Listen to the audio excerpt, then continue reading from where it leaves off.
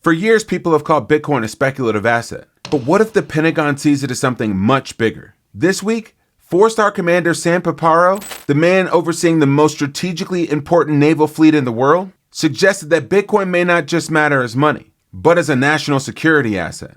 Our interest in Bitcoin is as a tool of cryptography, a blockchain, and reusable proof of work as an additional tool to secure networks and to project power. That wasn't even the most shocking thing he said. We have a node on the Bitcoin network right now. We're doing a number of operational tests to secure and protect networks using the Bitcoin. Even in those clips, he doesn't explain the real reason why the United States military is adopting Bitcoin. And this is where things get really interesting.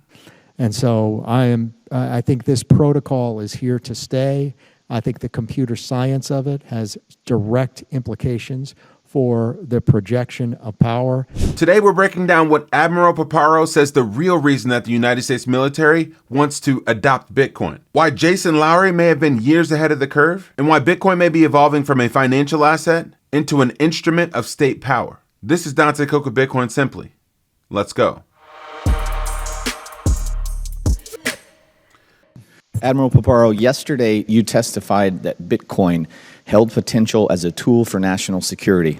Recent research from the Bitcoin Policy Institute estimates China has approximately 194,000 Bitcoins, while the United States has approximately 328,000 Bitcoins. In this era of digital competition, would it be to our strategic advantage to maintain a lead in this regard as we do with other strategic resources like gold and oil? So our interest in Bitcoin is as a tool of cryptography, a blockchain, and reusable proof of work as an additional tool to secure networks and to project power. And so I think this protocol is here to stay. I think the computer science of it has direct implications for the projection of power, not financial, but from a computer science standpoint, from the securing of networks. And so I am supportive of those applications. All instruments of national power are important, but from the military application standpoint, my interest in Bitcoin is as a computer science tool as projection of power. As we mentioned in the intro, that's Admiral Sam Paparo. He's the commander of the Indo-Pacific Fleet, one of the most strategically important naval fleets in the world. We're talking China, Taiwan, the South China Sea, Korea, global shipping lanes, semiconductors, and the future of AI. So when Paparo talks about Bitcoin, this isn't some random government official talking about crypto. This is someone whose job it is to think about deterrence, power projection, and how to protect American interests without losing lives. And this is directly connected to his special assistant, Jason Lowry, and his thesis that he lays out in Soft War. People used to call Lowry crazy, but now it's coming from the highest ranking officials. This is his thesis in a nutshell. For centuries, people have used human life and military power to protect land, real estate, oil, equities, but Bitcoin changes that. Instead of defending value, monetized wealth, he calls it, with blood and force, Bitcoin allows value to be defended in cyberspace with energy, computation, and cryptography. Lowry puts it simply, not having to waste human life to defend monetized wealth is worth every watt. But as important as power projection is, it's not the deepest reason why Bitcoin is strategically important to the United States military. The real answer is simpler. I appreciate that. I agree with you. And I'd also like to hear your thoughts on monetary competition over the coming decades. What role does Bitcoin play in spreading digital property rights? Well, people use Bitcoin today, right now, to protect their own intellectual property. And that's the reusable proof of work protocol that's combined with blockchain for accountability and cryptography for security. And so that's the role that I see for it. I see direct national security implications, and then I'm supportive for anything that maintains our own dollar dominance worldwide. I appreciate it. This is about the dollar and protecting its sovereignty globally. And with the dollar declining in relevance, the United States is losing a strategic way to project its digital power on adversaries across the globe. This is why Scott Besson says it's so critical that we need to pass the Clarity Act and do it now. Can you talk about why it's so important that Congress pass digital asset legislation? Senator, when the United States leads in best practices safety and soundness in the financial world, whether it's our banking system, our securities, or now digital assets. It's important for the U.S. to lead for several reasons. One, U.S. leadership over the long term secures the primacy of the dollar as the reserve currency. He gave 3 points as to why it's important for us to pass the Clarity Act. But point number 1, the dollar sovereignty. Without a hard asset that can't be debased, every fiat system eventually runs into the same problem. More printing, more distortion, more instability, and as always, this leads to more conflict around the world. This is why the United States meddles in other people's business in all places across the globe, because they use the dollar and the dollar system. So it is their business. And that's what makes this story so interesting, because the United States isn't the only country that's going to realize Bitcoin's strategic importance. The US already projects power through the financial system. It does it through sanctions, banking rails, asset freezes, and access to the dollar itself. This is digital power projection, and we're using it right now with Iran. Last month, the White House announced its maximum pressure campaign on Iran, designed to collapse its already buckling economy. The Iranian economy is in disarray. 35% official inflation has official inflation, a currency that has depreciated 60% in the last 12 months, and an ongoing energy crisis. I know a few things about currency devaluations, and if I were an Iranian, I would get all of my money out of the rial now.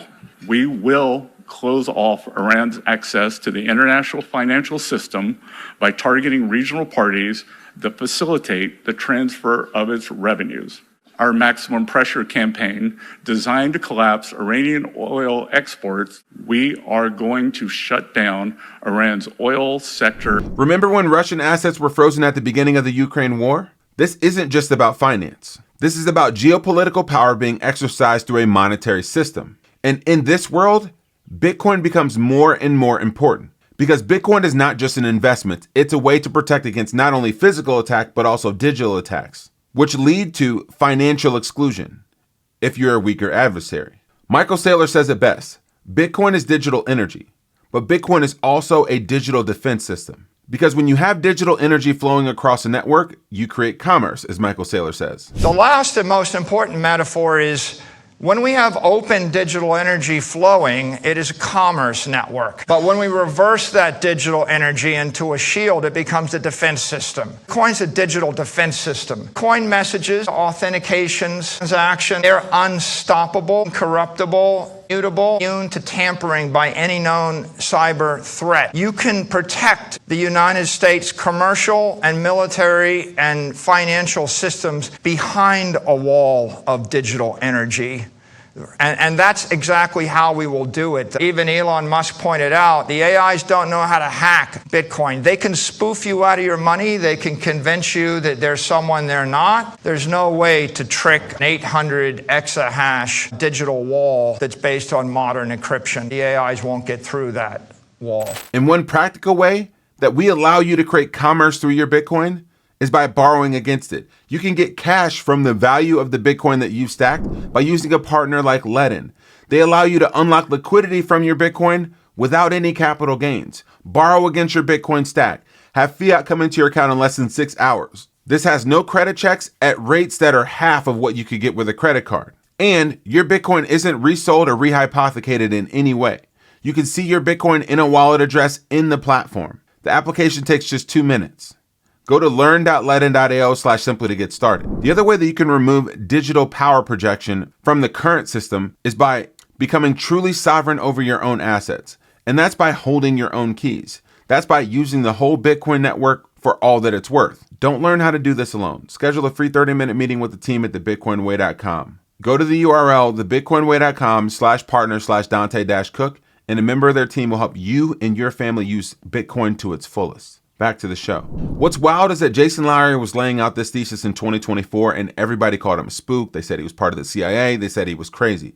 They said he was going to get Bitcoin dragged into a war that it couldn't compete against in the media narrative. But he always viewed that Bitcoin shouldn't be viewed as property, but as a means of protection. He even proposed that bit power should be used as a strategic KPI. suggesting that the United States create a hash force in order to help us find ways to unlock energy so that we can unleash the full power of the Bitcoin network on our adversaries in the event that we would be attacked digitally in cyberspace. Comparison of Bitcoin not as a property, but as a weapon system to establish and preserve permissionless control over underlying property. If you have permissionless control under underlying property, to your point, that sounds like you're now sovereign. You're now a group of people running code, so agreeing to a rule of law, funding, paying fees to power projectors to defend your access. You're now creating a new sovereign organization, a new sovereign group of people. So, in my opinion, Bitcoin is not just property, it's the whole stack. It's the whole tech stack. It's the government, it's the military, and it's the money and the property. And the least impressive part, in my opinion, is the money and the property, because any Joe Schmo can build some shitcoin, but to build a badass power projection military defense architecture over that to preserve permissionlessness and sovereignty over that property is the beautiful thing. And this is where the game theory gets interesting. The properties that make Bitcoin strategically important to the United States also make it strategically important to everyone else. Because if the current financial system is weaponized, countries still need a way to transact. Commerce still has to happen and the world still has to function. Countries can't settle things in gold. We've already learned that. And if they can't use the banking rails, well then what can they use? This is why this clip from former U.S. military executive and leading commander, Colonel Douglas McGregor, and his conversation with Natalie Brunell is so interesting, because he understands the geopolitical importance of needing to transact and have something readily available when you're cut out of the system. Listen to this conversation. Bitcoin can go from 10,000 to 1 million very, very quickly. Now, it's not going to be perfect. There will be speculation. There will be problems. It's a bumpy road. But I think ultimately it will prevail because you can also do business with it. I mean, right now, if you're in Moscow or St. Petersburg, you can't use credit cards. Right. You can't even use your currency. What do? You go to the bank, you open a bank account, and then you turn to Bitcoin. And that's how people are financing themselves over in Russia right now that are from the West. That would be the ultimate chess move, is if the leaders of Russia or China all of a sudden said, we're accumulating Bitcoin. I mean, that would be wild in game theory. And this leads to the real takeaway from this episode. Bitcoin wins no matter what. If the US government and military want to use Bitcoin to protect its dollar sovereignty, well then, Bitcoin gets bid up and Bitcoin wins. If other nations want to use Bitcoin because the dollar system is being weaponized against them, well, Bitcoin wins. In both scenarios, Bitcoin becomes more important on the global stage. In both scenarios, adoption accelerates. And when you have increasing adoption acceleration with a supply diminishing every single day as more Bitcoin is mined to the fixed cap of 21 million, well then, you get an asset that is not only unable to be denied financially, but strategically. This is why the United States wants to lead. This is why it wants to go first. And this is why it makes sense to keep stacking. Any way that you can, not just by buying spot Bitcoin, but even through strategic ways like Bitcoin mining, increasing the amount of hash rate that is in the Bitcoin network, or its digital power projection on the world, as Jason Lowry puts it. You can do that and be a part of this by working with a partner like Saz Mining. You give them your money, they give you a Bitcoin miner and sats to your wallet directly, with no hassle, no need to repair machines, no need to plug them in, no need to negotiate energy contracts, just straight sats to your wallet. Use the QR code and the information in the description to get started. And this is why you should subscribe to the show. We drop alpha and the real reason behind just the clips that you see online. We give you a different perspective, a different take, a different flavor, something that cuts deeper than the surface level. This is The Signal. And this is Dante Cook with Bitcoin Simply. Happy stacking.